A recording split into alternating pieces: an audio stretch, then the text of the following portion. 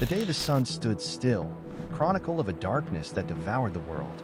It was as if the universe, in an instant, had held its breath. The light that for millennia had filtered through the clouds, that had made the fields bloom and warmed the waters of the oceans, was extinguished before our astonished eyes. There was no warning, no omens, only the chilling certainty that, even though the clock still marked the usual hour, the time for life on Earth was coming to an end. Since the dawn of humanity, the sun had been much more than just a star in the sky. It was our silent guardian, our vital source, the burning heart that pumped energy into every corner of the planet. High in the firmament, it watched over us with generous indifference, giving us its warmth without asking anything in return. Its thermonuclear fury had been constant, unshaken, for 4.6 billion years.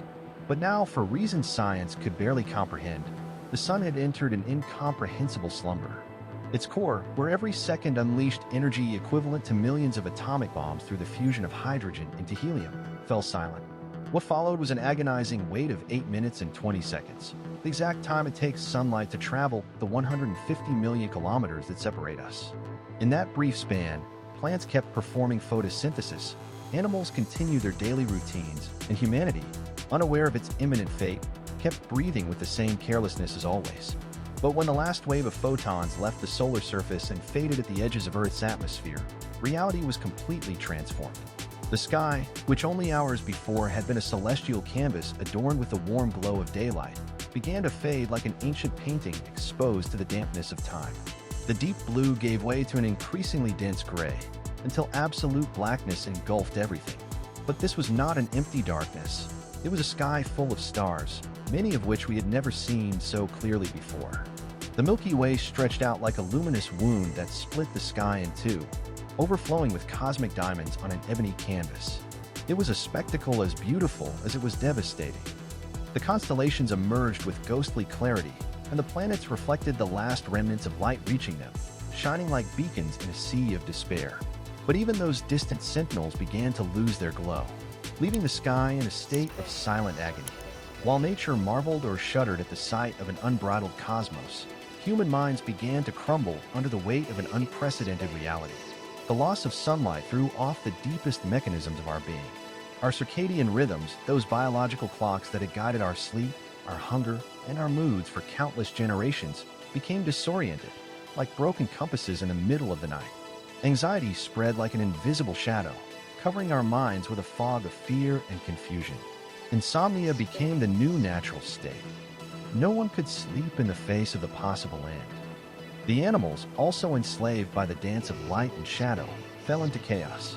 The creatures that hunted by day instinctively retreated to unsafe shelters, while nocturnal predators emerged early from their dens, seizing the endless night as an unexpected feast.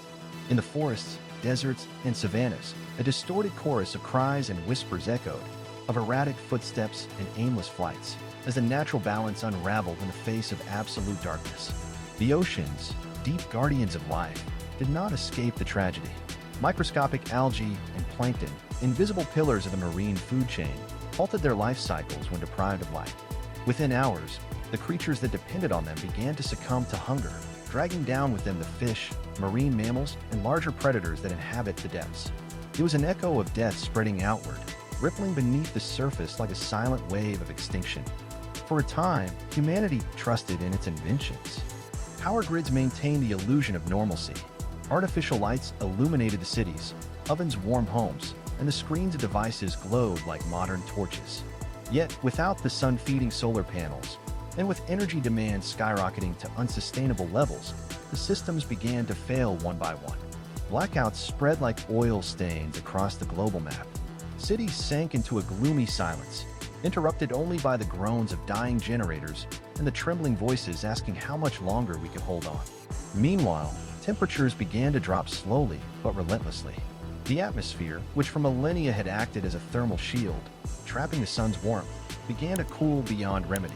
The first frost crystals appeared in regions where polar cold had never before been felt.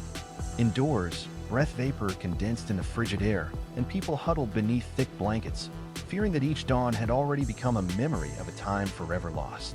But just when despair seemed poised to claim the last spark of hope, the unthinkable happened. Without warning, the sun reignited its thermonuclear engine.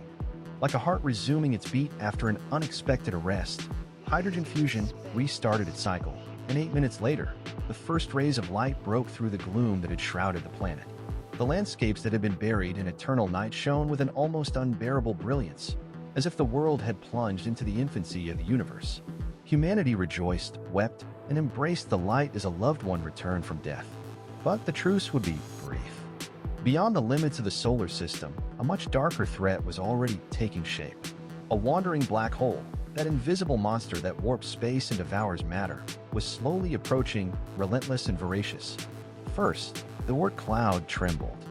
The icy bodies sleeping at the edge of the solar system were torn from their orbits, like leaves carried away by an apocalyptic wind. The outer planets, Uranus and Neptune, were stripped of their atmospheres and pulled into a blazing vortex swirling around a black hole, igniting an accretion disk visible from Earth as a beacon of inevitable destruction. Jupiter and Saturn met the same fate. Their enormous gaseous masses were torn from their orbits, dissolving into an infernal vortex of fire and stardust. The inner planets barely had time to register the approaching horror. Mars, Venus, Mercury, all were swallowed one by one, reduced to cosmic dust. Earth, the final witness to the end of its system, felt the waves of cataclysmic energy battering its atmosphere. Extreme radiation scorched the surface, while earthquakes of unimaginable magnitude ripped apart the planet's crust. The oceans, which had barely survived the solar blackout, boiled and evaporated into searing clouds. In the end, the black hole's irresistible gravity claimed our world. As if we were dust in a cosmic whirlwind, we were drawn into the spiral of destruction.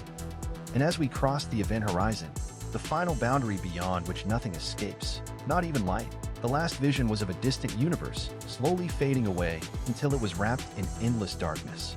There were no witnesses to the end, no chronicles to tell the final story of humanity. But perhaps, in some far corner of the cosmos, another form of life gazes toward our former solar system and wonders what secrets were held by the civilization that vanished, swallowed by the same darkness that once showed us the stars. The story of our world might not end with a bang, but with an invisible silence, dragged into a darkness that does not even comprehend the meaning of an ending. Yet in that abyss of possibilities, there is still room to imagine and to ask, are we truly prepared to face a cosmic event beyond our control, or do we simply ignore it because it feels distant? And if another civilization exists in some other corner of the universe, watching the disappearance of the solar system as a warning, what would you do if tomorrow the sun did not rise?